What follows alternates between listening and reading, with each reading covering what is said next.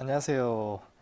예, 나는 PM이다. 제 24회 방송을 시작하겠습니다. 와, 야, 벌써 24회네요. 예, 이야. 한 달에 한 번씩 했으니까 이제 벌써 2년 차. 예, 올해 횟수로 따지면 3년 차 진행을 하고 있습니다. 그렇죠. 한 번 건너뛴 적 있으니까. 예, 저희가 작년 말에 12월 달에는 이제 한 번 건너뛰었고. 자, 어쨌든 저희 다시 한 달 만에 이렇게 만나게 됐는데요. 시청자 여러분들 만나 뵙게 돼서 반갑고 이렇게 건강하게 방송을 다시 할 수 있는 것도 참 큰 행복인 것 같습니다.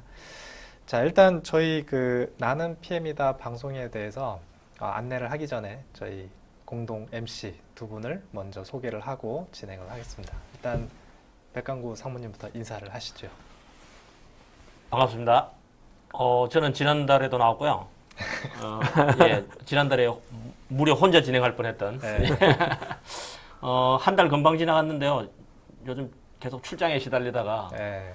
딱 출장 없는 기간이 하필 방송 찍는 거에 딱 걸려서 운 좋게 다시 나왔습니다. 젠섬 코리아라는 자동차 부품 회사에 다니고 있는 백광구라고 합니다. 반갑습니다. 그다음에 김태형 대표님. 네, 안녕하세요. 저번 달에 일이 많아서 못 나왔습니다.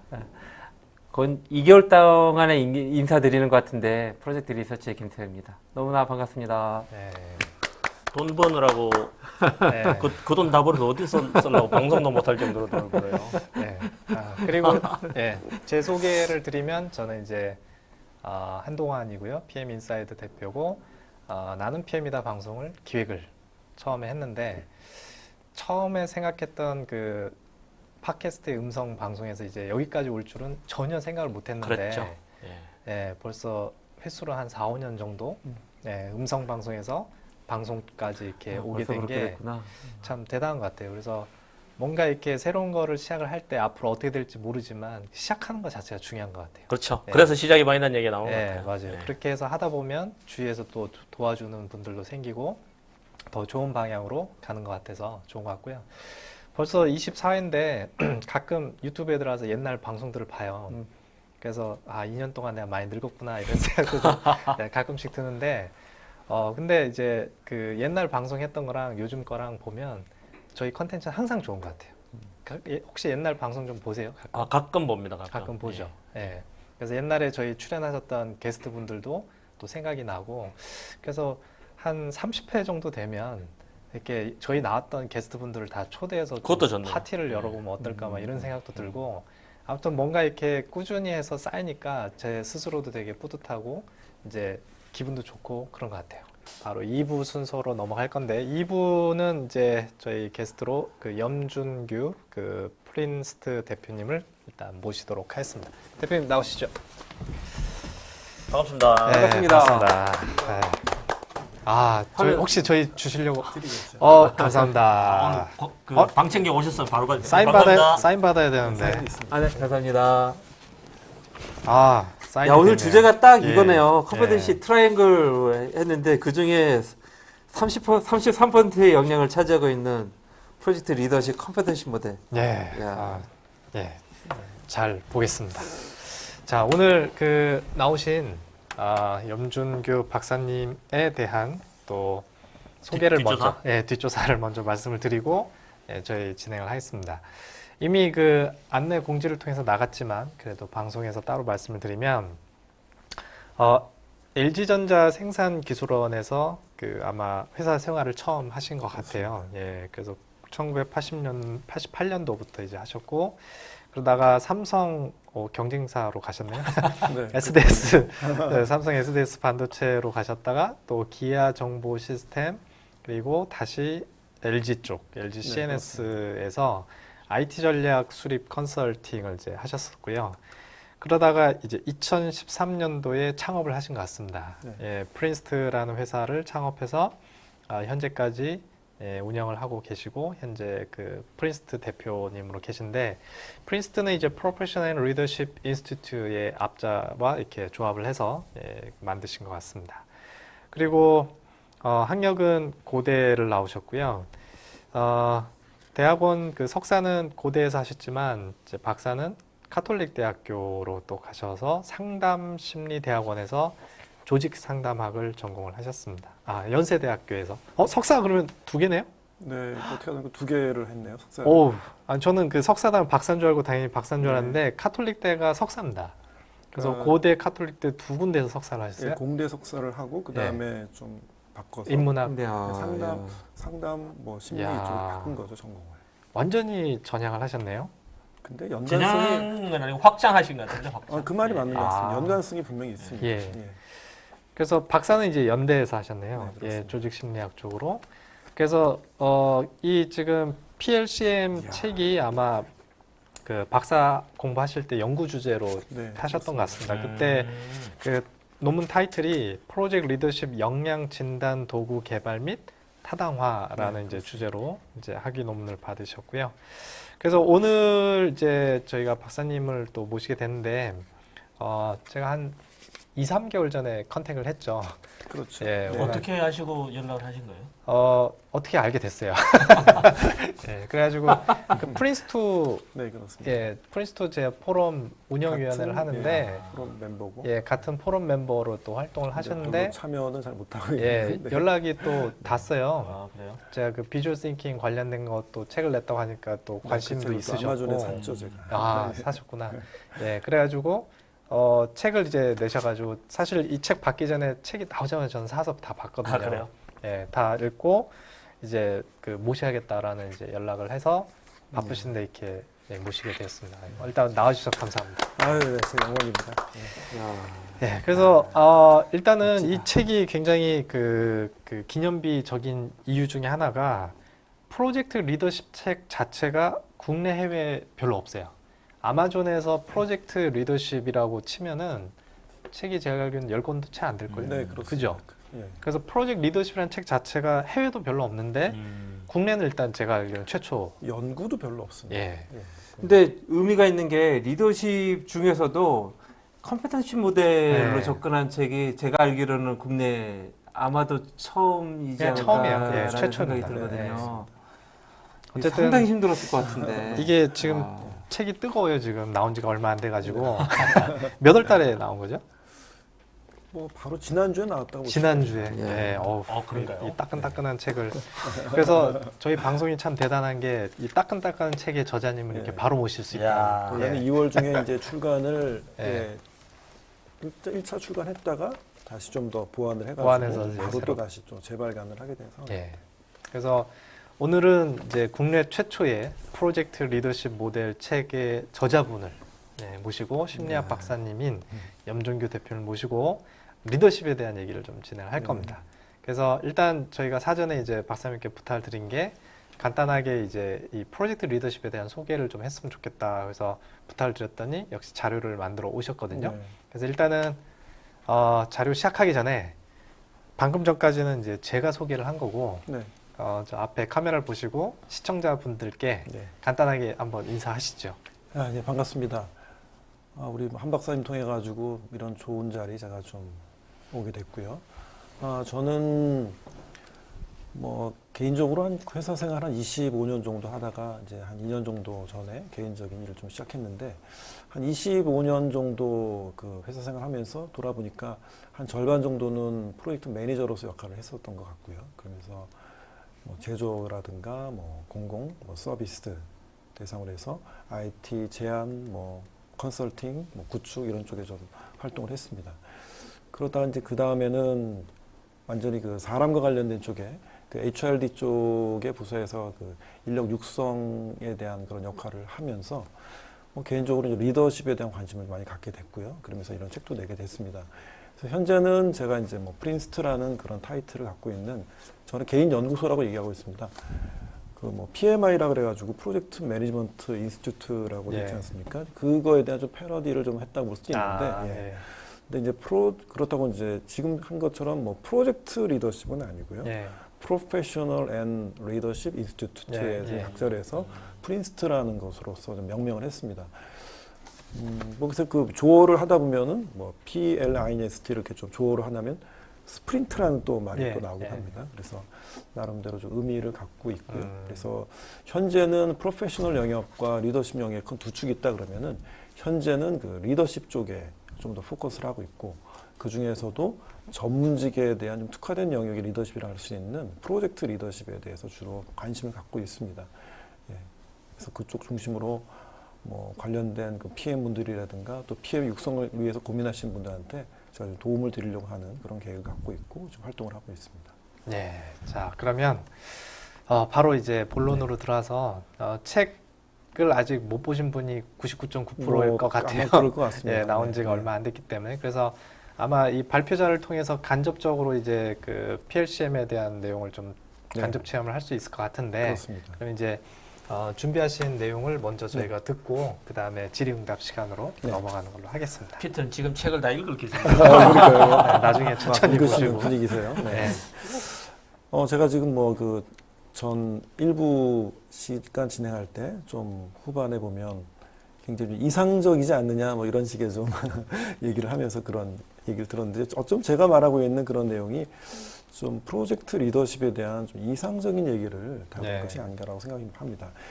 근데 뭐 책을 좀 냈습니다만 프로젝트 리더십 모델 PLCM이라는 책을 냈습니다만 그 책 내용을 얘기를 그냥 하려고 하다 보면 사실은 그 책의 그 전에 있었던 것이 제 개인적인 연구였습니다. 그래서 뭐 직장 다니면서 제가 이제 학업에 같이 병행을 하면서 연구했던 것이고 사실은 이제 이 책이 나오기 전까지 연구 과정이 한 2년 정도가 있었던 것이고요. 책을 집필하는 과정이 한 또 뭐 2년여 이상이 돼서 전체로 따지면 한 5년 가까운 시간 동안에 이제 이 책이 나오는 그런 시간이 흘렀다고 볼 수가 있겠습니다. 그래서 책의 내용에 대한 것들을 바로 설명을 드리는 것보다는 이 연구 모델이 어떤 거냐라는 것들을 네. 개략적으로 설명해 드리고 그 다음에 책의 내용이 어떤 거냐를 좀 설명드리는 게 좀 이해가 좀 좋을 것 같습니다. 네. 그래서 이러한 연구를 하게 됐던 처음에 그런 시초는 궁금했습니다. 그래서 제가 크게 이제 궁금하다라는 물음표로 제가 화면에 표시를 했습니다만 제가 갖고 있는 궁금증은 PM, 프로젝트 매니저라는 거에 대해 그런 역할, 이렇게 역할 하신 분들에 대한 그 역할과 책임, 그 다음에 역량, 이런 내용에 대해서 궁금했습니다. 그래서 그런 내용들을 좀 더 심층적으로 파악해 보겠다라는 그런 시도를 하게 됐고요. 그러면서 그 영어에 나와 있는 것처럼 프로젝트 매니저라고 돼 있기 때문에 사실은 뭐 매니저로 한국어로 풀면은 관리자라고 좀 해석이 될 수 있을 것 같은데 그러면 PM, 줄여서 얘기하는 그 PM이라고 하는 약칭이 관리자냐 아니면 리더냐 라는 것이 1차적으로 제가 고민이었고요. 왜 그러냐면 국내에서는 리더와 관리자를 조금 다른 관점으로 접근하고 보는 것들이 있고요. 뭐 그런 측면에서 뭐 굳이 두 개를 구분할 필요가 있냐 없냐 뭐 이런 것 생각 없이 보시는 분들도 있습니다만 1차 저는 좀 구분해 보고 싶다라는 생각이 들었습니다. 그러면 리더와 관리자 어떻게 좀 다르다고 생각하십니까? 리더, 관리자? 그 보스와 리더의 차이는 인터넷 많이 돌았죠. 많이 나오고 있죠. 예, 그래서 앞에서 끊느냐, 뒤에서 그런 채찍질 식으로. 하느냐, 이제 네. 그 차이라고 얘기를 하는데. 네, 그렇게도 보고 있고요. 그 다음에 뭐 예. 지금 이제 제가 뭐 그 다음에 그런 내용 다음에 많이 얘기되고 있는 것들이 리더는 올바른 일을 하게 하는 사람이 있고 관리자는 그 일을 올바르게 만들어주는 사람이다라는 것으로 굉장히 확정적으로 이런 문구가 많이 돌아다니는 것들을 제가 좀 보게 됐습니다. 저도 이제 이게 이제 맞다고 생각을 하고 있었고 네. 그런데 쭉 이런 관점에서 보는 상황에서 과연 그런가라는 생각을 갖게 됐던 또 이유가 있었습니다. 바로 이제 이것 때문에 그런데요. 사실은 제가 이제 PM에 대한 리더십을 고민하게 됐던 가장 출발선에 있어서는 제가 그 교육부서, 그러니까 인력에 대한 육성을 고민하면서 마지막에 제일 관심을 기울였던 쪽 측면인 원래는 이제 회사 보임하고 팀장들이 발휘하는 리더십에 관심을 가졌습니다. 그런 분들에 대한 리더십에 대한 그 내용들을 보는 관점이 이 퀸이라는 분이 아주 멋진 그런 리더십 모델을 만들으셨는데요. 그것이 이 경쟁 가치 모델, Competing Value Framework이라는 것으로서 얘기를 해주신 그런 것이 있습니다. 그래서 이 축을 이 세로 축으로 보게 되면은 뭐 유연성 측면과 좀 더 안정적인 측면, 그 다음에 좀 내적인 측면과 외적인 측면으로 나눠가지고 이렇게 4분면으로 두 개 차원으로 4분면을 구성한 그런 모델이 되겠습니다. 쭉 보게 되면 뭐 2분면부터 보통 얘기를 많이 하게 되는데 2분면을 보게 되면은 뭐 하게 되면 뭐랄까요 부족 같은 그러니까 사람들이 모여 있는 그런 집단에 대한 스킬을 얘기하는 것이고 3분면은 굉장히 관료적인 측면에 통제하는 측면이고 4분면을 보게 되면 마켓에서 뭔가 이렇게 성취해 나가는 뭔가 매출을 일으킨다든가 뭐 경쟁을 한다든가 그런 측면이고 제 1분면을 얘기하는 크리에이트라고 되어 있는 영역은 뭔가 이 변화를 꾀하는 그런 것입니다. 그래서 이제 한국의 이런 경쟁 가치 모델이 들어와서 이제 기업체의 리더십을 진단하고 할 때는 이것이 말이 어렵다 보니까 1분면부터 이제 뭐라고 얘기하냐면 1분면부터 변화, 사람, 관리, 일 해가지고 1, 2, 3, 4를 그렇게 좀 표현을 합니다. 근데 이걸 보게 되면 일반적인 통념적인 상황으로 보게 되면 사람들은 위쪽에 1분면과 3분면에 있는 2분면에 있는 것이 리더십이다. 그 다음에 3분면과 4분면은 매니지먼트다. 이런 식으로 좀 확정해서 얘기를 하고 있는데 제가 리더와 관리자에 대한 생각에 대한 것들을 좀 깨트리게 됐던 그런 계기가 됐던 것이 바로 퀸에 대한 모델을 보면서 알게 됐습니다. 이분은 얘기를 하는데 리더십과 매니지먼트라는 것들을 이렇게 확정적으로 구분해서 볼 수가 없다. 왜 그러냐면 위쪽에 나와 있는 내용들, 일반적으로 말하는 위쪽에 나와 있는 사람을 관리하고 있고 뭔가 변화를 도모하고 있는 그런 일만 잘해서는 되지가 않고요. 뭔가 아래쪽에 있어서 관리도 하고 그 마켓에서 성취하는 것도 있어야 되고요. 아래쪽도 강점이 있다고 하지만 또 위쪽이 없으면 또 리더가 안 되고요. 그러니까 결국은 리더십과 매니지먼트라는 것들은 다 양쪽 영역들은 이제는 뭐 묶어서 다 같이 봐야 된다는 통합적 뷰로 보는 것들을 봤습니다. 그러면서 이런 모델을 보면서 그 리더십을 고민하다가 그때 떠오른 생각이 그러면 프로젝트 매니저의 리더십은 과연 어떤 것인가 더 궁금해졌습니다. 그래서 프로젝트 리더십, 그럼 PM의 리더십이라는 것들을 보게 되면 PM의 리더십, 그러면 이거를 프로젝트 매니지먼트와 그러면 어떻게 되냐? 좀 전에 말씀드린 거 보게 되면 퀸의 얘기를 보면 리더십과 매니지먼트는 같이 볼 수 있겠다라고 본 거고요. 그러면 프로젝트 리더십이란 PM이 발휘하는 리더십은 이제 약칭적으로 프로젝트 리더십이라고 하게 되면 그 의미되고 있는 내용으로부터 한번 설명해 보겠다는 거죠. 프로젝트라는 것은 프로젝트가 진행되는 맥락적 상황을 설명하고 있는 것이고 리더십은 정말 1950년도에 굉장히 저는 이정희보다도 리더십에 대한 정의를 잘한 정의가 없다고 생각합니다. 스토브딜이라는 분이 정의를 했던 리더십이란 조직화된 집단이 목표를 설정하고 이를 달성하는 노력을 기울일 거 아닙니까? 그런 활동에 영향을 미치는 과정 또는 어떤 행동이다라고 얘기를 했습니다. 그러면 이러한 두 가지를 융합해가지고 프로젝트 리더십을 보게 되면 그러한 영향을 미치는 사람이 누구냐면 바로 프로젝트 리더라는 것이고요. 그 사람이 누구한테 바로 혼자 일을 하는 것이 아니라 집단을 통해서 하기 때문에 프로젝트 팀을 통해서 뭔가를 이룰 것이다. 그것이 노력을 기울인 활동에 뭔가 영향을 주는 것이고 그걸 통해서 궁극적인 프로젝트로의 성공적인 목표를 달성하는 것. 이것은 뭐 스토브딜의 얘기를 쭉 보게 되면은 이렇게 프로젝트 맥락에서 설명이 됩니다.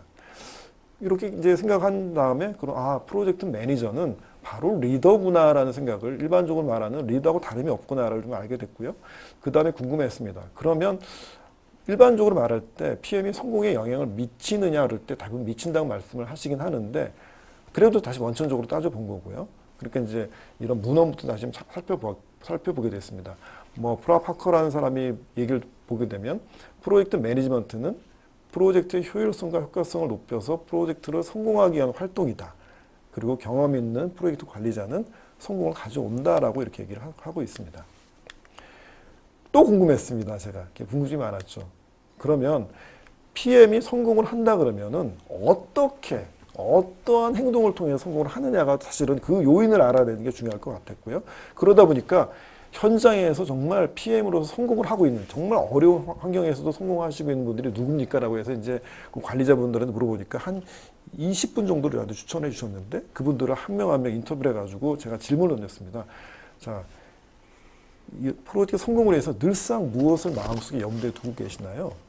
그리고 마음에 혼자 갖고 계시는 거 말고 구성원들한테 결국 영향을 미칠 텐데 구성원들한테 늘상 주제하시고 강조하시는 사항이 무엇입니까? 라는 큰 주제의 질문을 던졌습니다. 그런 내용을 갖고 인터뷰를 한 내용을 가지고서 계속적으로 내용들을 이제 연구를 통해서 이제 분석해 나가는 것입니다. 이건 이제 분석해 나가는 거는 일반적으로 이러한 그 도구를 만들 때 나가는 절차이기 때문에 뭐 세세하게 이런 것은 아실 필요가 없는 것 같고요. 하여튼 이런 체계적인 이런 단계에 따라 가지고 이런 프로젝트 리더십에 대한 요소들을 규명해 봤다. 이렇게 좀 이해하시면 되겠습니다. 그래서 이제 제가 확인하게 됐던 것이 8가지 요소가 나왔습니다. 8가지 요소.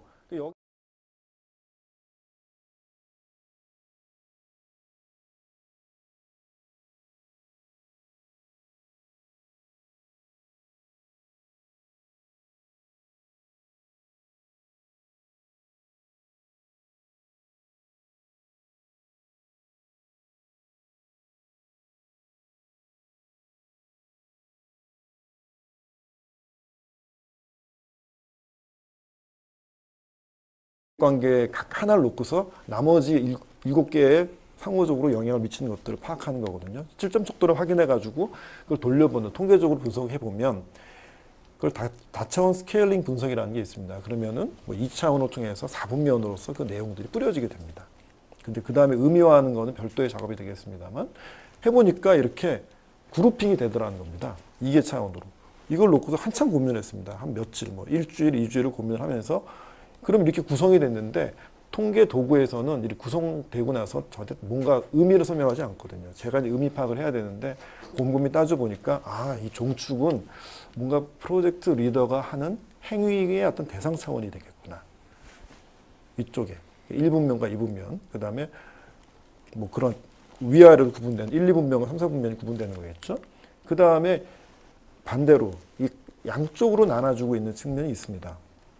그거는 행위의 지속성 차원입니다. 즉 1분면과 3분면, 그 다음에 1분면과 4분면이네요. 그 다음에 2분면과 3분면 이런 내용들은 같이 좀 묶여지는 것들이 있더라는 것입니다. 이것은 행위의 지속성, 즉 프로젝트 리더가 지속적으로 관심을 기울이고 계속적으로 뭔가 구성원들의 주지해야 될 것이 무엇이며 아니면 좀 스파성으로 어느 상황 베이스로 해가지고 대응을 해야 되는 측면이 무엇이냐에 따라서 양쪽으로 나눠진다는 것들이 보여진 겁니다.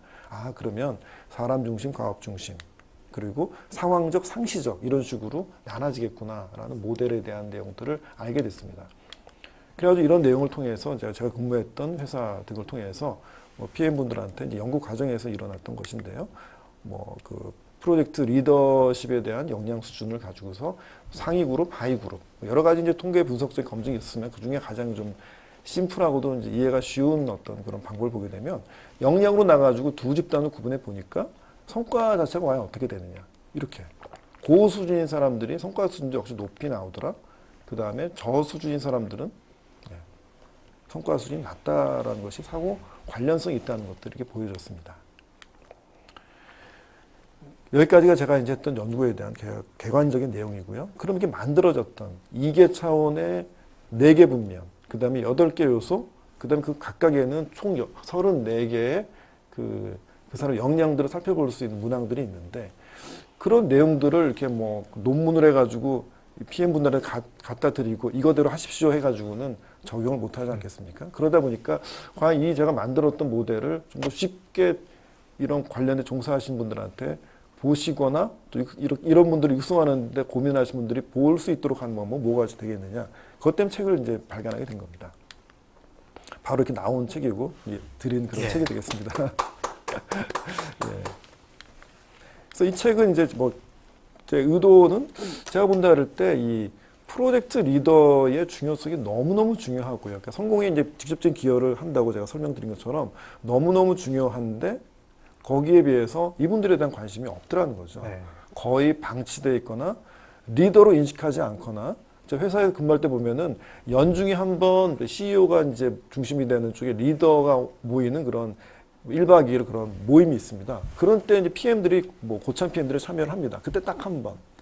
나머지 1년 동안에는 리더라고 인식하지 않고요. 거의 그냥 다음 프로젝트 끝나면 어느 프로젝트 끝나면 그 다음 프로젝트 어디 갈지 모르는 정말 대기하고 있으면서 또 투입되는 어찌 보면 꼭 저 PM이 아니라도 현재 가용한 PM이 있으면 그냥 넣으면 되는 그런 자원적인 측면 또 없어지면 다른 사람 대체할 수 있는 소모적인 자원적인 측면 더 나가서는 그렇게 보기 때문에 너 아니면 다른 사람 넣을 수 있어. 물론 역량 발휘 잘하고 잘하는 건 알지만 이런 식의 어떤 의미가 상황이 있는 것 같아요. 이게 그 조직의 장이 PM 백그라운드를 가지고 올라가신 분 같은 경우는 PM이 얼마만큼 중요한 자원이고 네, 그렇죠.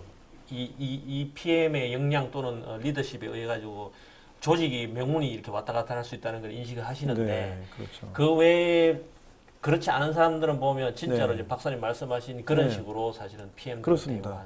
회사의 CEO라든가 주요 경영진들 보게 되면 PM 백그라운드 올라가 보신 분들이 많지 않습니까? 그러다 보니까 그분들의 역할 중에 굉장히 제가 있었던 회사 같은 경우도 프로젝트 PM이 어떻게 하냐에 따라서 사업 성패가 달라지는 상황임에도 불구하고 이분들에 대해서 관심은 많이 이렇게 방치되어 있고 제가 이제 이런 모델 때문에 인터뷰를 가니까 어떤 PM은 거의 마음이 감동을 하시는 거예요. 아니 회사가 이런 변화를 가져가려고 하는 겁니까? 이제 이런 관심을 기울이기 시작한 거예요. 근데 그게 저 개인적인 관심으로 왔다라는 얘기를 차마 드리지 못하는 수 있어요. 근데 그래도 저는 그때 출발점 자체는 이 만들어진 것을 회사의 교육과정으로 만들겠다는 목표도 있었으니까, 그럼 회사에서 이거 할 겁니다. 제가 또 이거를 뚫어낼 겁니다라고 그분한테 이제 귀한 설명을 들었는데, 그 자체, 방문 드렸다는 자체만으로 감동을 받으시는 정도로 하는 거죠. 상황이. 그래서 이제 제가 그런 걸 보고 아까 한 박사님 말씀하신 것처럼 연구도 없고 관련 책자도 너무 없고 뭐 그러다 보니까 이런 내용들을 좀 써봐야겠다. 그런 고민을 그런 이제 계획을 갖게 됐던 것이고요. 그래서 이제 이 책에 지금 말씀드렸던 책의 모델에 대한 4분면이 이 책 구성이 바로 제 그 연구 모델에 대한 구조를 그대로 가지고 가고 있습니다. 네. 이런 모델을 갖고 이제 설명을 드리면 쉬운데 이게 목차하고 바로 대비가 될 수 있는 그런 설명이 될 수 있겠는데요. 이 모델이 이제 4개 분면으로 1분면, 2분면, 3분면, 4분면 그대로 되어 있는데 이것이 책의 목차에 그대로 담겨 있습니다. 제 2장은 뭐 사람 중심 상황적, 제 3장은 사람 중심 상시적 이런 식으로 돼가지고 2, 3, 4, 5장이 아주 그 주요 장으로 4개 장으로 되어 있고요. 뭐 첫 번째 장은 이제 도입장으로서 설명이 되고 있습니다. 네. 그러면 각 장 아까 보면은 여기 보면은 1분면 보게 되면 고객관계 의사소통이 있지 않습니까? 그게 사람 중심이면서 상황적 대응을 해야 되는 그 분면이라 볼 수 있고 거기에 2가지 요소, 고객관계 의사소통이 있는데 바로 그런 식으로 이제 하위에 각각 그 책의 목차 내용에서 하위에 그런 주요 요소들이 제1요소, 제2요소, 제3요소, 제4요소 이런 식으로 구성이 돼가지고 포함이 되어 있습니다. 네, 바로 이런 거죠. 고객관계 의사소통은 PLCM의 제1요소, 의사소통은 PLCM의 제2요소 이렇게 반영이 되어 있습니다. 그리고 의사소통으로 들어가 보면은 또 그 밑에는 그 의사소통은 PM이 프로젝트 리더십을 발휘하기 위해서 의사소통을 어떻게 하면 좋겠어라는 걸 한다 그럴 때 바로 그러한 행동을 제대로 할 수 있도록 하는 그 가이드. 바로 그것이 이제 석세스 포인트라는 것으로 설명이 된 것입니다. 제가 이제 연구 과정에 있어서는 이제 그분들의 어떤 역량들을 살펴볼 수 있는 문항이라고 볼 수 있겠는데요. 그것들이 의사소통에 지금 예로 보여드린 건데, 석세스 포인트 5, 6, 7 이런 식으로 되어 있습니다. 하나 예를 설명해 보면은 뭐 5번 같은 경우는 공식적인 의사소통 채널을 명확히 설정하여 적시적절하게 상황과 이슈를 공유한다. 이렇게 설명이 되어 있습니다. 그런 식으로 구체적으로 어떤 그런 행동에 대한 가이드라인을 드리고 있는 거죠. 예, 이게 성공 요소입니다. 근데 바로 이렇게 이제 성공 요소만 들이다 보면은 마치 뭡니까? 이렇게 몸 건강하려고 해가지고 뭐 헬스 하신 분들이 그 닭가슴살만 먹고서 그렇게 맛없는 음식 먹는 퍽퍽한 느낌이 들지 않습니까? 그러다 보니까 벌써 내용 자체도 뭐 PLC의 뭐 프로젝트 리더십에서 너무나 느낌이 딱딱해 보이니까 제가 이제 이러한 그 요소를 들어가기 전에 8개 총 요소가 있으니까 8개 들어가는 요소 앞에 각각의 도입 소설을 짤막하게 단편 소설을 프로젝트 현장에서 있을 수 있는 그런 상황들을 상정해가지고 도입 소설을 넣습니다. 그러니까 뭐 의사소통해 보게 되면 이제 거기 이제 PM이 굉장히 고민을 하는 상황인데 보면은 이제 구성원들이 뭐 사고를 치거든요. 너무나 말도 안 되는 일을 이제 벌이고 나니까 이건 정말 악몽일 거야. 저는 도대체 이걸 말도 안 다 돼. 읽어봤는데 네. 혹시 그 소설의 내용들이 일부가 혹시 예전에 박사님이 그 직장에 근무하셨을 때 경험했던 내용들도 혹시 좀 반영이 돼 있나요? 아니면 완전한 허구인가요? 아니면 약간 그게 반반입니다. 그죠? 네, 어떤 경우는 제가 그냥 완전히 이게 구성을 해가지고 스토리를 만든 것도 있고요. 어떤 것들은 어떤 PM 분들한테 저도 이제 네. 소스가 있어야 되니까 네. 있었던 정말 그 경험 같은 건 뭐가 있습니까? 뭐 그런 것들을 그냥 하나만 갖고 되지 않으니까 네. 이렇게 저렇게 얽혀 섞여가지고 넣은 것도 있고요. 꽤 오래 걸리더라고요. 네. 그래서 내용을 구성하는 게.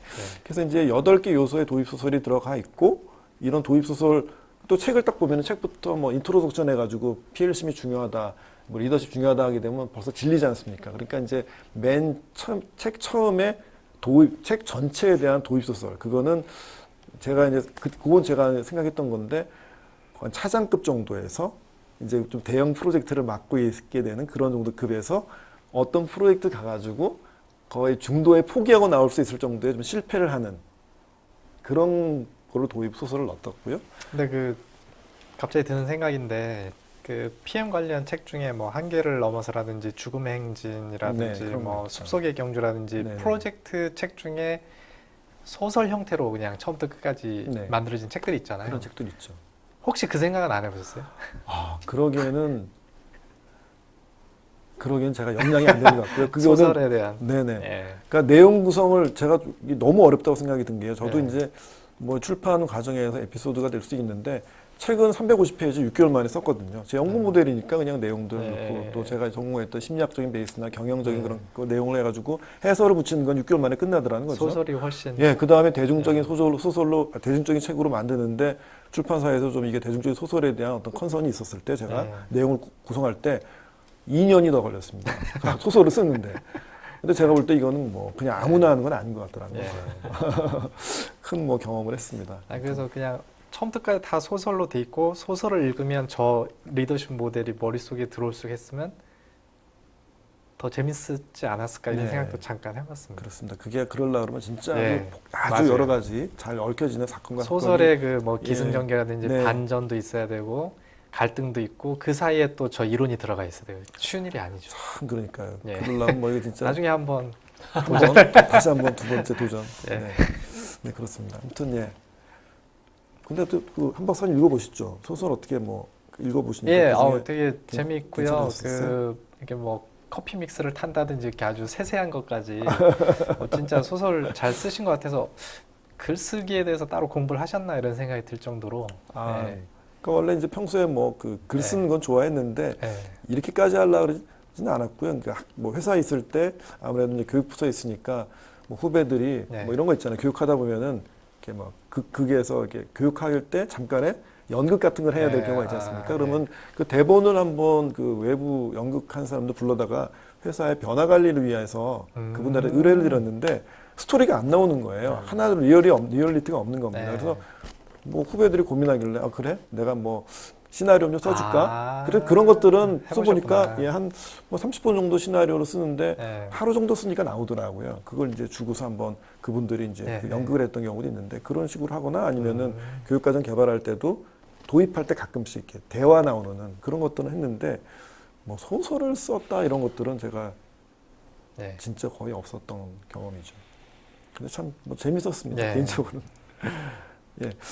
아, 그렇고요. 그래서 이제 뭐 지금 말씀드린 이런 9개의 도입 소설, 단편 소설 성격이 있는데 이거는 이제 독자분들이 이제 몰입, 뭐 공감, 또 그 다음에 제가 좀 노리는 일종의 노림수 같은 거는 뭐 뒤에도 이제 그 내용상에서도 언급되어 있지만 약간 좀 힌트를 주면서 거기서 그런 내용을 보게 되면 아, 리더들은 정말 구성원들을 대할 때 예를 들어서 이렇게 코칭을 하면 좋겠구나, 이런 대화를 하면 좋겠구나, 라는 것들을 다른 내용물을 통해서 보면은 전달이 안 되지만 소설을 보게 되면 참 저도 웃긴 말씀입니다만 제가 써놓고 가끔 이제 제 걸 보거든요. 그러면서 여기 나와 있는 박 부장 너무 대화 잘하는데 제가 볼 때 제가 보면서 이제 그런 생각을 합니다. 아무튼 그런 식으로 그 내용을 보다 보면은 아 이렇게 대화하면 좋겠다, 이렇게 리딩하면 좋겠다 이런 것들이 나올 수 있습니다. 이게 나와 있는 그 내용이 이제 소설이라는 것이고 바로 이런 내용입니다.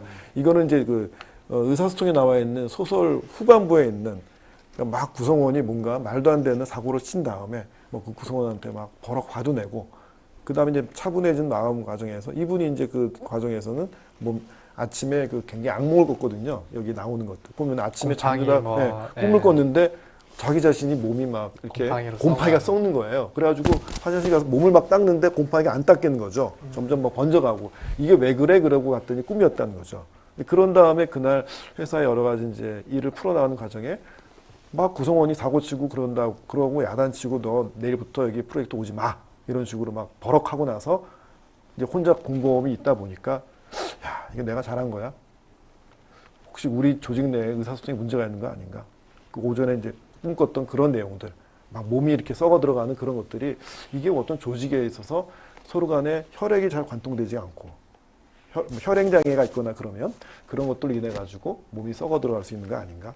그날이 있었던 사건과 더불어서 떠오르는 것. 뭐 그런 내용들이 기술된 것이 이런 마지막 하나의 이해가 되겠습니다.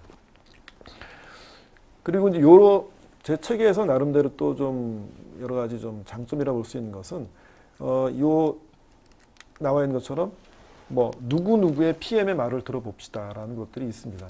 그러니까 제가 이제 인터뷰를 드렸고 제 연구 모델에서도 이제 많이 기여를 주셨던 분들인데 그분의 그 말들을 제가 거의 뭐 이렇게 정말 거의 열심히 막 이렇게 해가지고 녹취록 수준을 갖고 있거든요. 그런 것들을 잘 갖고 있다가 이번에 책을 쓸 때 좀 많이 활용을 했는데 물론 여기 나와 있는 뭐 윤상현 PM 이런 분들이 나오는데 이건 가명입니다. 그분들이 또 실명이 나오게 되면 불편할 수도 있기 때문에 가명으로 처리를 했고요.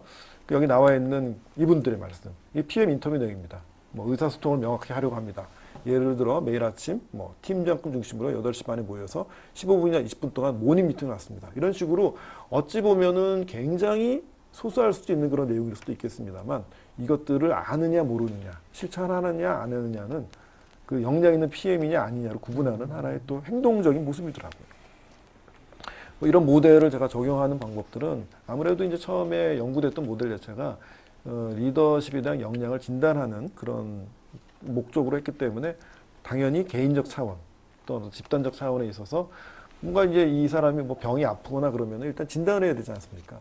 그러니까 어디가 좀 문제가 있겠다라는 것들을 제가 갖고 있는 4개 분면, 8개 요소, 그 다음에 또 세부적인 그런 측면들 가지고서 제가 좀 살펴보고 뭐 제가 이제 만약 사업을 하는 그런 과정에서는 이런 것을 진단해 드리고 내용에 대해서 한번 그것들이 높여줄 수 있는 방법들을 고민하고 하는 그런 쪽으로 좀 하겠고요.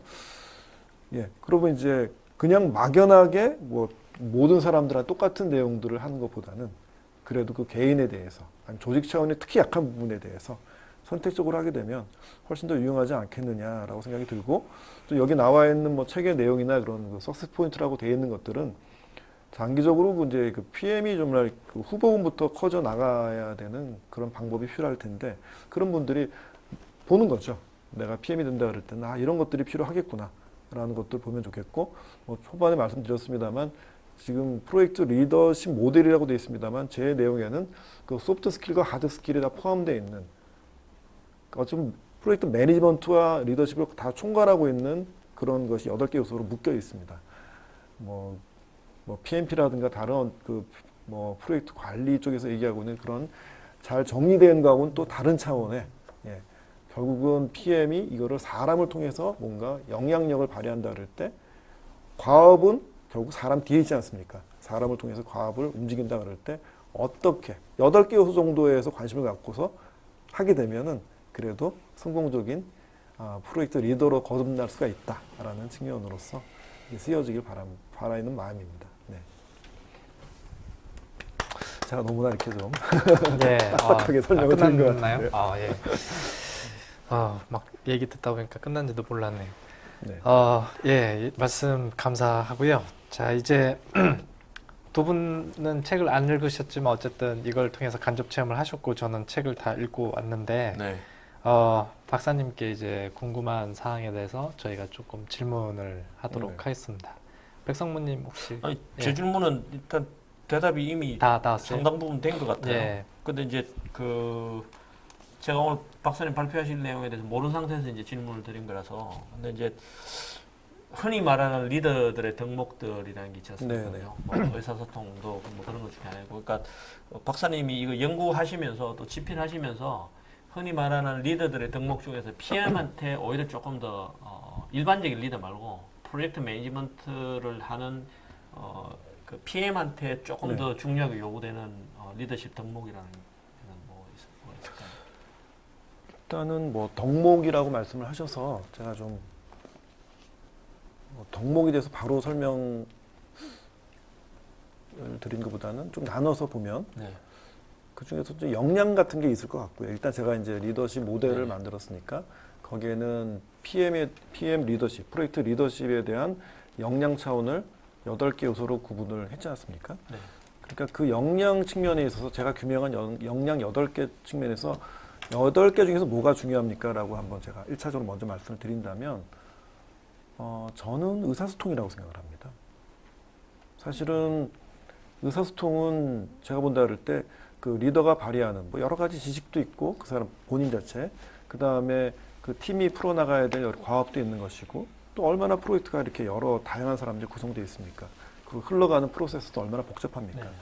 바로 그런 것들이 이렇게 마치 옷을 이렇게 만들 때 실로 이렇게 해가지고 옷을 전체 하나의 옷을 만드는 것처럼 실로 뭔가 천을 꿰는 것 같은 역할을 하는 것이 의사소통이 아닌가라고 생각이 들고요.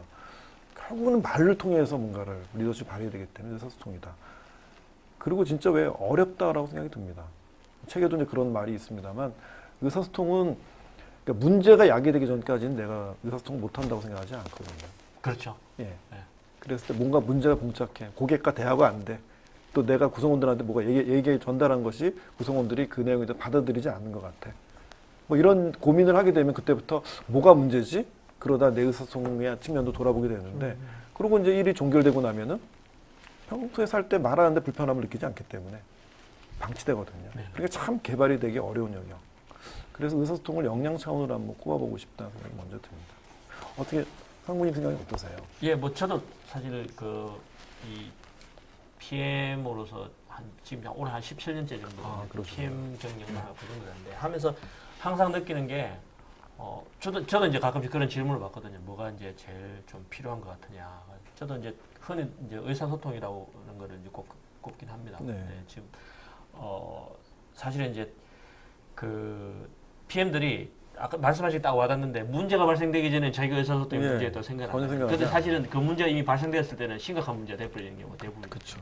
네. 그래서 굉장히 중요한 말씀이신 것 같습니다. 네.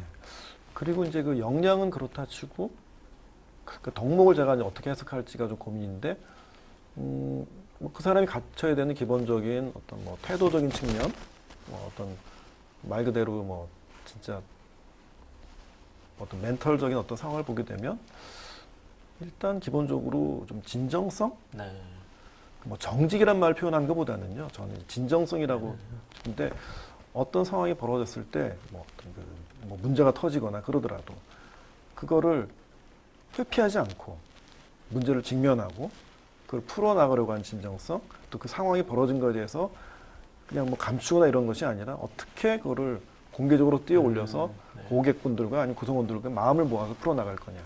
그 진정성이라는 거는 이거 성공시키겠다라는 순수한 의도, 그런 것들이 돼야지 이 사람들을 움직일 수 있지 않나 생각이 듭니다. 네네네. 그렇지가 않고 야 이거 누가 시킨 거야, 우리 뭐 안 하면 안 되는 거야, 남의 핑계를 댄다거나 환경의 핑계를 댄다거나 나는 빠지는 경우가 많이 있거든요. 근데 내가 그거를 해결하고 싶은 그런 마음이 있고 그거를 이러이러한 목적 때문에 하는 것이야 라는 것들을 내 어떤 말로써 네네. 풀어나가는 진정성이 좀 필요하겠다, 이런 생각이 듭니다. 알겠습니다. 좋은 말씀이죠.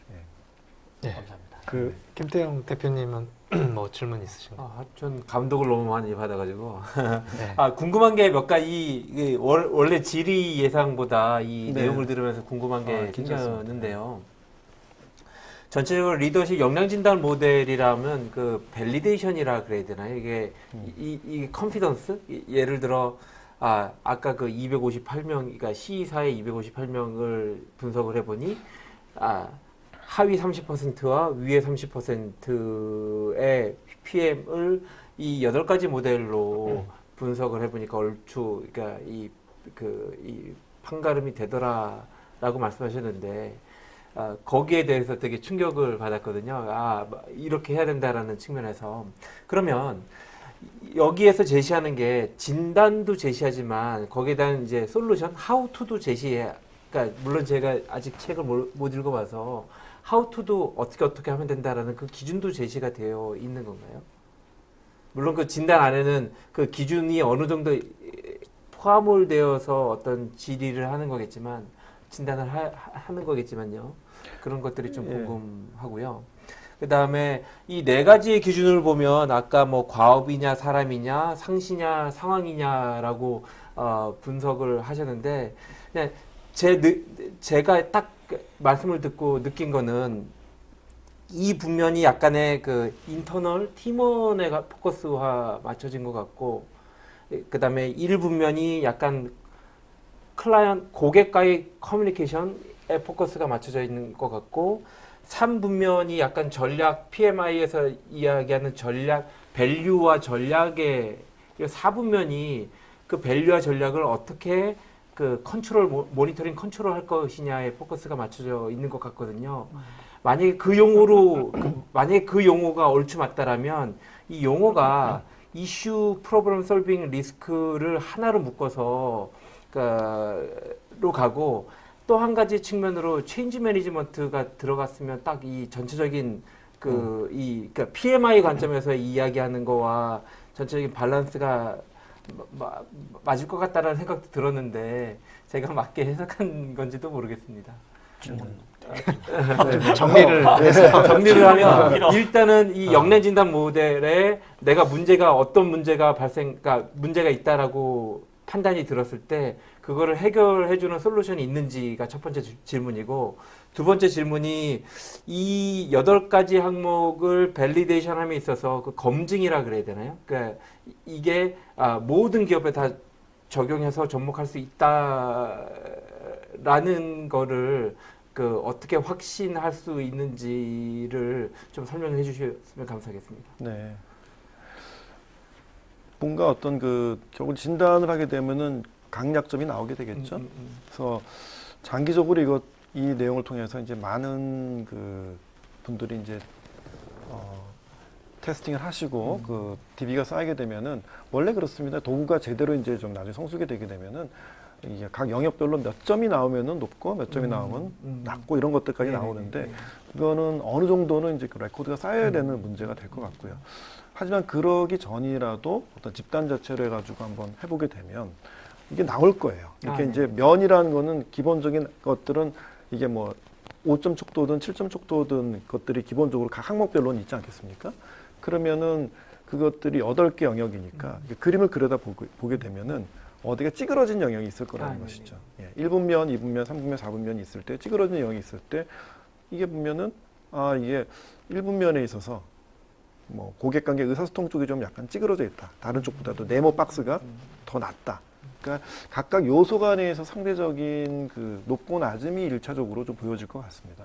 그렇게 보고 나름대로 각각이 구체적으로 한다 그럴 때는 이제 항목별로 들어가 가지고 그 세부적인 내용에 대해서 이것들 하기 위한 것들은 다시 좀 2차적인 고민을 해야 되는. 그 말씀은 첫 번째는 그 회사마다의 어떤 상황이 다르기 때문에 거기에 맞춰서 테일러니까 거기에 맞춰 들어갈 수밖에 없다라고 이해를 해도 그렇게 해도 그렇게 되는데 근데 이제 그 문항 자체가 얘기하고 있는 이거 어떻게 높일 거야? 그럴 땐 문항이 그걸 가이드하고 있잖아요. 석세스 포인트로. 너 이거 못해? 그러면은 의사소통 영역에서 뭐를 못한다? 그러면 이거 중에서는 어느 게 좀 특히 약하니? 개인 차원이든 집단 차원에서 한번 볼 수가 있는 거죠. 항목별로. 그런데 그거에 대한 것들은 이제 책에서 그걸 높이는 방법들이 나와 있잖아요. 그걸 위한 책이니까. 그것들이 이래서 중요하고 이렇게 해서 이렇게 필요하다라는 것도 설명하고 있으니까. 네, 저도 아까 이제 그런 비슷한 생각이 잠깐 들었는데 첫 번째가 이제 진단이 돼야 뭘 개선할 건지가 나오잖아요. 그렇죠. 예, 그래서 진단을 할 수 있는 방법에 대해서 책에 예를 들면 체크리스트 같은 게 좀 있어서 뭐 당신은 이런 게 높습니까, 낮습니까? 우리가 보통 이제 뭐 학위 논문 쓸 때 서베이 하듯이 그렇게 해서 체크했을 때 뭐 몇 개 해당하면 그게 이제 점수가 돼서 뭐 1에서 20점이면 당신은 뭐 컴피턴시가 로우, 뭐 40점에서 뭐 얼마면 미드, 뭐 모더레이트, 얼마면 하이. 그래서 그런 걸 이제 보통 아까 뭐 우리 이제 김태형 대표님이 발표한 것 중에 이모셔널 인텔리전스 감성 지수 같은 것도 이렇게 체크를 할 수가 있잖아요, 간단하게. 그래서 저는 책을 쭉 다 읽은 다음에 혹시 뒤에 부록으로 나의 리더십 컴피턴시를 측정할 수 있는 게 혹시 있을까 해서 딱 봤는데 매주말로 끝나가지고 그게 약간 아쉬웠는데 혹시 그런 건 없나요? 그런 거는 이제 추가적으로 도구화를 좀 해야 되는 그런 과정이 좀 필요합니다. 아까 말한 대로 들어와서 레코드가 쌓일 수 있도록 뭐 질의하고 DB가 정리되고 그다음에 이제 통계적으로 분석되고 각각의 나온 내용에 대해서 피드백되고 하는 것들은 또 별도의 도구 개발 작업이고 그런 것들을 지금 계획하고 있는 하나의 아이템 중에 하나고요. 거기 있었으면은 사람들이 궁금하잖아요. 네.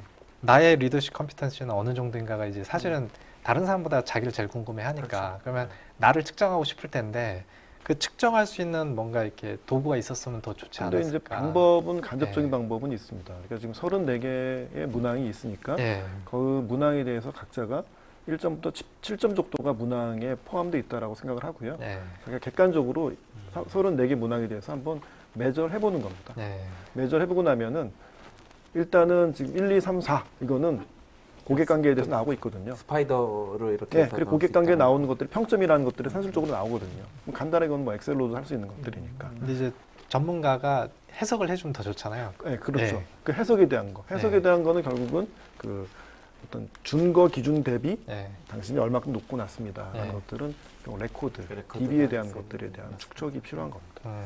그런 게 그러니까 박사님 생각하시기에 네. 그러한 이제 그 중고 DB라 그래야 되나? 그 레코드는 한 얼마 한 몇 명 정도 이렇게 하면 혹은 몇 개 기간 정도 하면 원하시는 수준의 저게 도출될 것 같아요. 미니멈 한 1000건 정도는 돼야 되지 않나. 1000명? 1000명. 가장 미니멈하게 1000명. 1000명 정도 쌓이면 좋겠고, 그게 안 되더라도 500건 정도. 음. 500건 정도는 해야지 보통 뭐 타당화에 대해서 나오거든요. 그게 지금 높다 낮다, 그것이 왜 그 정도면 높으냐 낮냐 하는 것들을 검증할 수 있는 정도가 한 네. 반을 나눠서 해야 되니까 500에서 600건 정도. 그 향후 연구 과제로 계속 남겨놓으신 거네요. 그건 연구 과제라보다는 실제 이제 이제 실제 상용- 사업적인 네, 도구죠. 사업 과제로. 네, 사업 과제죠. 의미 있을 것 같은 게 왜 우리 그 체지방 잴 때 네. 대한민국 평균은 여기에서 여기가 뭐 20에서 25가 평균인데 너는 26점이야. 뭐 이렇게 네. 있는 것처럼 네. 되게 재미있을 것 같네요. 네, 그게 그게- 적어도 500명, 1000명이면 해피한 네. 케이스라시는 거죠. 예, 그 저도 질문 아, 예, 그 드리고 싶은 게 하나 아까 근데 있는데 질문 하나 더 대답 두 번째? 못한 게 있었는데. 네네. 그죠? 두 번째가 결과적으로 그거는 나중에 술 마시면서 또 나중에도 되시겠어요?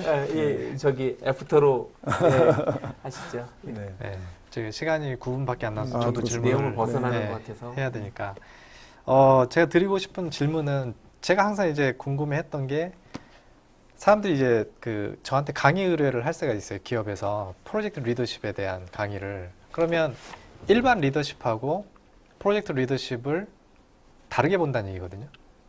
그렇죠. 예. 그러면 그 두 개의 차이에 대해서 명확하게 짚어주지 않으면 프로젝트 리더십이라는 타이틀을 붙였지만 그냥 내용은 일반 리더십 강의가 될 수가 있거든요. 그렇죠. 예. 그래서 그 박사님의 이제 PLCM 모델을 보면 의사소통, 뭐 몰입, 동기부여, 목표 달성 촉진, 문제 해결, 리스크 관리. 이거는 프로젝트가 아니더라도 일반 리더도 당연히 해야 되는 거고 그 일반 리더십 분야에 중복된다고 보이는데 제가 볼 때는 박사님이 생각할 때 일반 기업의 관리자의 리더십과 프로젝트라는 상황에서의 프로젝트 매니저의 리더십에 구분할 수 있는 차이점이 있다면 어떤 게 있다라고 생각을 하시는지 그게 궁금합니다.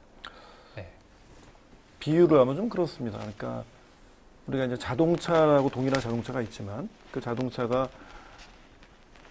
뭐 네 바퀴가 있고 엔진이 있고 뭐 여러 가지 그런 메커니즘이 있다 하더라도 트럭이냐 아니면 스포츠카냐에 따라서 요구되고 있는 그런 특장점들은 달라야 되지 않습니까? 트럭 같은 경우에는 뭐 적재적인 측면이라든가 뭐 내구성 같은 것들도 요구될 것 같고요. 뭐 스포츠카는 뭐 100m를 네. 올라가는 뭐 속도 토크라든가. 예. 그다음에 또 이렇게 뭐 코너 돌 때 어떤 안정성 뭐 이런 것들이 있을 것 같은데 결국은 같은 자동차라는 재원을 갖고서 일반적으로 재는 그런 방식으로 가서는 안 된다. 그래서 이제 한 박사님한테 요청 온 것들이 프로젝트 리더십에 대한 요청이 오고 차이점이 물어보는 것들은 어떤 심정적으로 저 같은 마음이 있다는 거죠. 상황에서는 PM이 발휘한 리더십은 다를 것 같은데 뭡니까? 라는 건데 저는 이제 원천으로 돌아가야 된다고 봐요. 아까 스토그데일 제가 리더십 제가 좋아하는 그 말씀을 드렸지 않습니까? 기억 안 나시죠? 그럼 모르죠. 한 번 듣고 예. 앞에 1950년대. 그러니까 1950년대 스토그데일. 그러니까 거기 보면은 이제 조직화된 집단이 이제 목표를 설정하고 그거를 달성하려고 노력하는 그 행동에 과정. 영향을 예. 끼치는 행동에 영향을 끼치는 과정 또는 행동이라고 얘기돼 있거든요. 그럼 거기 보면은 키워드가 크게 보면 세 가지로 구분될 수가 있는 겁니다. 하나는 조직화된 집단, 그 다음에 목표나 어떤 과업적인 측면, 그 다음에 영향력을 미치는 어떤 그런 과정. 그 세 가지가 있을 수 있는 것인데, 뭐 쉽게 보면 먼저 그 중에서 목표를 한번 보죠. 목표 보면은 목표라는 거는 과업과 좀 연결성이 있지 않습니까? 과업. 그러면 프로젝트의 목표와 일반 조직에 있을 목표는 뭐가 같은가 다른가라고 볼 수 있는 거죠. 어떤 것 같습니까? 그 일반 조직을 일반적으로 기능 조직이라고 보통 얘기를 하거든요. 일반 팀 조직들을 기능 조직, 단위 기능 조직이라고 보통 얘기를 하고요. 프로젝트는 목적을 위해서 여러 이렇게 융합되어 있는 그런 조직이지 않습니까? 그러면은 기능 조직과 프로젝트 팀에 있어서의 목표는 뭐가 다르느냐? 기능 조직의 목표는 자기 부서가 수행해야 되는 계속 지속적으로 발생하는 업무를 그렇습니다. 꾸준히 처리해 나가는 게 이제 그렇습니다. 기능부서의 목표일 거고. 꾸준하고 장기적으로 멀리 봐야 되고요. 뭐 겉으로 보기에는 MBO는 똑같겠죠. 이 MBO는 있겠죠. 뭐 목표 관리하는, 목표로 수립하고 거기에 따라 관리해 나가는 그거는 같은데 지금 말씀하신 대로 좀 더 꾸준하고 장기적으로 지속적으로 하는 그런 것들이 있을 것 같고 프로젝트는 아무래도 비정형적인 그런 목표가 주어질 수도 있고 그 다음에 진행되는 과정에서도 문제기라든가 그런 즉각적인 적응이 좀 필요한 그런 것들이 수시로 발생할 수밖에 없는 그런 목표고 굉장히 가변적인 측면들이 많이 거기 있다는 얘기죠. 그럼 목표라는 걸 달성하는 과업의 특성이 다르다 보니까 달리 접근할 수밖에 없다는 것이고 두 번째 보면은 조직화된 집단이라는 것도 있지 않습니까? 또 마찬가지로 기능 조직과 프로젝트 조직을 구분해 보면은 되는 거죠. 그럼 집단이 기능 조직은 아무래도 유사한 일을 하는 사람이 모여 있는 곳. 그 사람 모여 있지 않습니까? 예, 그 사람들 뭐 하다 보면 모르면은 선후배 간에 있어서 뭐 멘토 멘티 형성도 돼 있고 바로 물어보면 해결되고 어느 정도 하는 일의 바운더리가 딱 정해져 있고 예측 가능한 정도의 수준이고 근데 프로젝트는 그런 뭔가를 풀어나가는 집단이긴 한데 그 집단 자체가 그때 프로젝트의 목적에 맞춰져 가지고 딱딱딱딱 정해져 있지 않습니까? 기간도 다르고 예산도 다르고 고객의 어떤 니즈도 다르고 겉으로는 비슷할지 모르지만 달라지는 것이죠. 그러니까 그 내용 자체가 벌써 틀리다는 것이고요. 그 집단의 특성 자체. 그리고 그 로젠바움이라는 사람이 얘기를 했습니다. 일반적인 기능조직팀의 팀원을 대상으로 하는 그런 리더십 발휘하는 거와 이러한 전문적인 뭐 연구소라든가 이런 전문적인 집단, 우리 프로젝트팀은 전문적인 집단들이지 않습니까? 그 사람들을 기능조직 같은 유사하게 그 사람처럼 대하게 되면은 리더십 효과성이 떨어진다 이런 얘기를 하거든요. 그래서 다른 방법, 그 사람들이 갖고 있는 그 일에 대한 전문성에 대한 욕구, 그 사람들의 또 동기부여하는 방법들 이런 것들이 그 구성한 사람들한테 대한 방법이 틀리다. 그 다음에 이제 그 영향력을 끼치는 과정도 좀 다르다고 볼 수 있는 거죠. 근데 비슷하지만 다른 게 뭐냐면은 프라파커라든가 그 핀토 이런 분들은 그런 얘기를 합니다. 프라파커는 그 PM이 하고 있는 그 업무 영역, 뭐 문화, 그다음 뭐 예산적인 거, 규모 이런 거에 따라서 프로젝트 리더십의 스타일이 달라야 효과적이다라고 프라파커가 얘기를 하거든요. 또 핀토는 또 뭐라고 얘기하냐면요. 굉장히 오래전에 얘기하셨던 뭐 1980년도에 뭐 논문 쓰시고 책 쓰신 분인데 그분은 프로젝트의 그 하나의 라이프 사이클 처음에 구성하고 마지막에 엔딩하는 그 단계가 있을 때 앞 단계는 좀 더 전략적인 어프로치, 뒷 단계는 전술적인 어프로치가 필요하다고 얘기를 하거든요. 근데 우리 일상적인 그 기능 조직이라는 것들은 그렇게 뭐 그 연중에도 막 전략적 전술적으로 고민하지는 않습니다. 그런 거 보게 되면 그 스토그들이 얘기하고 있는 그런 리더십의 요소 담고 있는 그런 측면들을 보게 되면 세 가지를 구분해 보게 되면 겉으로 보여주는 아까 이제 한 박사님 잘 말씀하셨는데 고객 관계 의사소통 똑같습니다. 겉으로 나오는 그 박스는 똑같은데 근데 제가 뭐가 다르다고 말을 하냐면은 그 안에 들어있는 석세스 포인트가 다르잖아요. 제가 아까 트럭과 스포츠카의 재원이 다르고 뭔가 특장점이 다른 것처럼 같은 의사소통이라도 제가 지금 PM 리더십, 프로젝트 리더십에서 좀 달리 접근하는 게 뭐냐면 거기 안에 있는 문항 설명하고 있는 그것이 굉장히 프로젝트에 종속되어 있는 구체적으로 프로젝트 현장에 있는 그 소리로서 표현이 되고 이걸 보고 바로 그거를 적용할 수 있는 정도로 가이드가 돼야 되고 그것이 PM 리더십, 프로젝트 리더십은 좀 다른 것이 아니냐. 저는 이렇게 보고 있는 거죠. 네. 설명이 좀 길었죠? 아닙니다. 되게 명확했던 것 같아요. 그렇게 보면 이 네 분면의 그 8개 항목의 34개의 그 문항이 결국에 프로젝트 포커스화 되어 있고 굉장히 포커스되어 있습니다. 예, 그래서 이제 프로젝트 리더십 그러니까 PL, CM, 컴petency 모델이라고 할 수 있다라는 그렇습니다. 걸로 압축할 수 있겠네요. 네, 이제 시간이 거의 다 됐거든요. 딱 맞아요. 그래서 마무리를 해야 될 것 같은데 이거 하나만은 꼭 한 번 더 질문을 제가 갑자기 드리고 싶은 게 있어요. 심리학 박사님이시니까 그 프로젝트 하다 보면은 PM이 멘붕이 빠질 때가 있거든요. 예, 그 갑자기 꽁꽁 숨겨놨던 이제 서프라이즈를 이제 팀원들이 보고를 한다든지 어디서 이제 뭐 시스템이 여기 소설에도 보면은 이제 그 고객 자기네 마음대로 이제 시스템 도중에 이제 중단한 얘기도 나오잖아요. 그래서 그렇죠. 뭐라고 막 하잖아요. 그랬을 때 그 PM의 멘탈을 빨리 회복할 수 있는 가장 좋은 방법은 뭡니까? 심리학적으로. 그 아주 혼란스러운 상황에 열받았을 때 그것을 진정시킬 수 있는 효과적인 방법이 있다면. 술? 상황마다 참 어려운 예, 아니 갑자기 생각이 도전적인 나요. 거네요. 예. 그죠? 빠르다라는 것들은 과연 있을까라는 생각은 드는데요. 예. 제 생각에는 도움될 만한 것, 팁 네. 같은 거. 제가 갑자기 돌발식을 과업에 궁극적으로 생각하고 있는 목표가 뭔지를 봐야 될 것 같아요. 일단은. 그러면 이제 좀 가라앉을까요? 그리고 구분해야 되죠.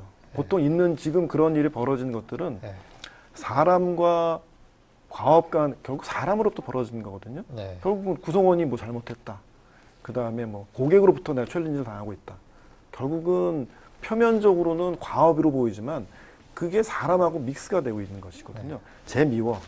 저 사람 불편해. 라는 것들인데 1차적인 거는 구분해야 될 것 같아요. 과업과 사람이라는 거를 딱.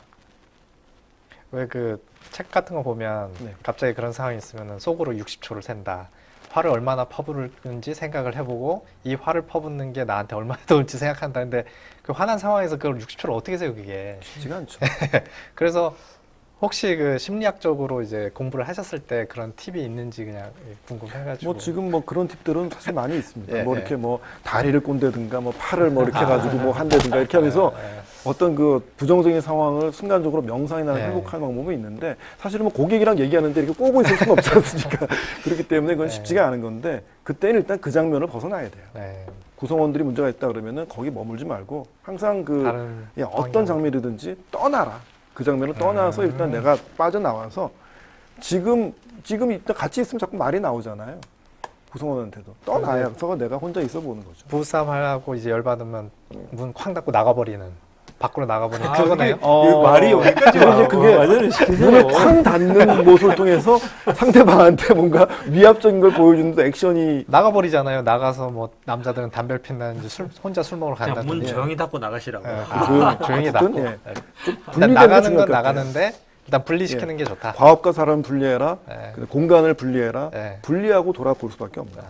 아, 그 알겠습니다. 되게 저 공감이 많이 가는 게 네. 아까도 사모님께서 그러니까 말씀하신 게 그래봤자 사람들은 이럴 거야라고 이야기하는 거에 대한 상황이 그러니까 가끔 좀 자주 직면하거든요. 네. 그때 되게 많은 도움이 될 것 같아요. 이 사람과 과업을 직면하고 내가 하려는 뭐가 밸류, 비전 이런 게 무엇이 있느냐를 다시 한번 리마인드를 시키면 네. 그 약간 그게 정리될 것 같다라는 생각이 들었어요. 그래서 내가 요즘 자꾸 당신을 떠나서 가는 거야.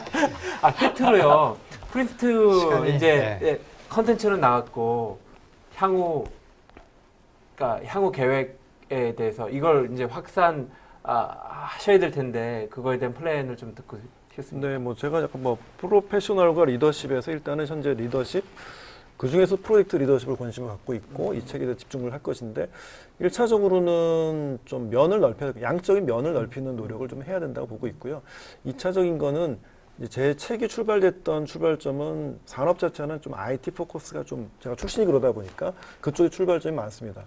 그런데 이제 아시다시피 프로젝트의 특성이라는 것들은 산업마다 약간씩 좀 다르지 않습니까? 그렇죠. 아, 그리고 분야별로. 고객이 있는 프로젝트와 인터널한 프로젝트는 좀 예, 다르잖아요. 예, 그러니까 예, 예를 들어서 연구개발 프로젝트 같은 경우는 고객이라고 바로 문해 보이지 않을 수가 있다는 것이죠. 그 사람보다는 이제 제가 나중에 이제 그 코멘트를 좀 하려고 그러는데 고객이라보다는 핵심 이해관계자 네. 뭐 이런 식으로 표현이 돼서 좀 바뀌어야 될 것 같고요. 그래서 문항들도 그러면 핵심 이해관계자라는 것들로 바뀌면서 그쪽에 대해서도 진단될 수 있는 그런 도구로 좀 더 컨버팅이 좀 돼야 될 필요가 있고 그러면서 좀 이런 도구를 바탕으로 약간 좀 변화를 가지면서 좀 다른 형태의 프로젝트, 제가 경험하고 제 책의 토대가 됐던 것보다도 다른 형태의 프로젝트에서 좀 응용해보고 적용해보고 거기에 따라서 레퍼런스가 들어가면은 지금 제 책에 대한 이제 세컨드 버전이 나올 것 같아요. 자동차 산업에 대한 거, 항공 산업에 대한 거, 철도 차량 산업에 대한 네. 거 제가 확실하게 드릴 수 있습니다. 그거 정말 관심 있는 영역입니다. 그쪽 관심 있습니다. 자, 그 나머지 얘기는 이제 뒤풀이 가서 얘기를 하고요. 시간이 됐기 때문에. 자, 1인당 네. 쿼터 드릴게요. 300명씩 시끄럽고. 네, 쿼터 이제 그건 만들어 나중에 주시면 얘기해요. 아무튼 오늘 바쁜데 네. 저희 방송 나와주셔서 너무 감사드리고요. 정말 의미 있는 예. 영양진단 모델 만들어 예. 주셔서 감사드리고 예. 아무튼 책 많이 팔리시고 네. 예, 그 국내 프로젝트 매니저들의 리더십 향상에 많은 기여가 됐으면 좋겠습니다. 아, 저도 너무나 즐거운 시간이었습니다. 예, 자, 감사합니다. 그럼 이상으로 방송을 마치겠습니다. 예. 수고하셨습니다. 고맙습니다.